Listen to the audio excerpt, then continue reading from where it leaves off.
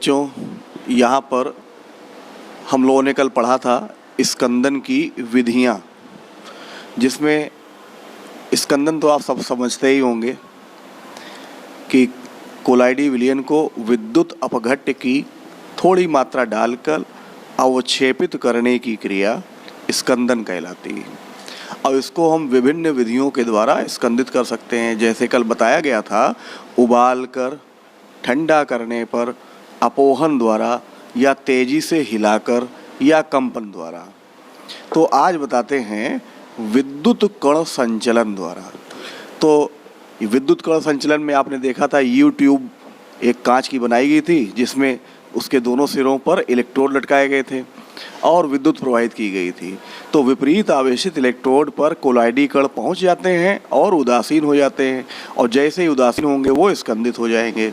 तो यहाँ पर सबसे महत्वपूर्ण हेडिंग है पारस्परिक स्कंदन द्वारा, यानी दो अलग अलग आवेश वाले जब कोलाइडी विलयन लेते हैं, जैसे एक धन आवेशित कोलाइडी विलयन, एक ऋण आवेशित कोलाइडी विलयन अगर लिया जाए और इनके एक समान अनुपात को आपस में मिला लें, तो धन आवेशित कोलाइडी विलयन ऋण आवेशित कोलाइडी विलयन को उदासीन कर देगा।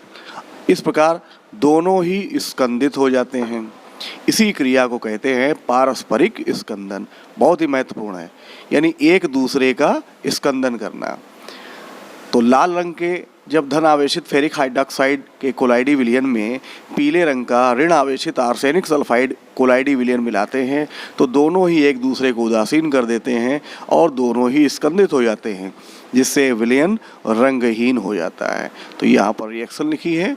और आखिरी इसका है विद्युत अपघट्य मिलाने पर। तो विद्युत अपघट्य मिलाने पर कोलाइडी विलयन स्कंदित हो जाते हैं। ये तो सभी को मालूम है। जैसे एक दूध को स्कंदित करने के लिए हम उसमें नींबू मिलाते हैं, है नहीं, फिटकरी मिलाते हैं तो स्कंदित हो जाता है। इस विद्युत अपघट्य से स्कंदन की व्याख्या हार्डी-शूल्य नियम ने की थी। अब इस नियम में कुछ एक पॉइंट्स हैं, इसको आप समझें कि कोलाइडी विलयन में विद्युत अपघट्य मिलाने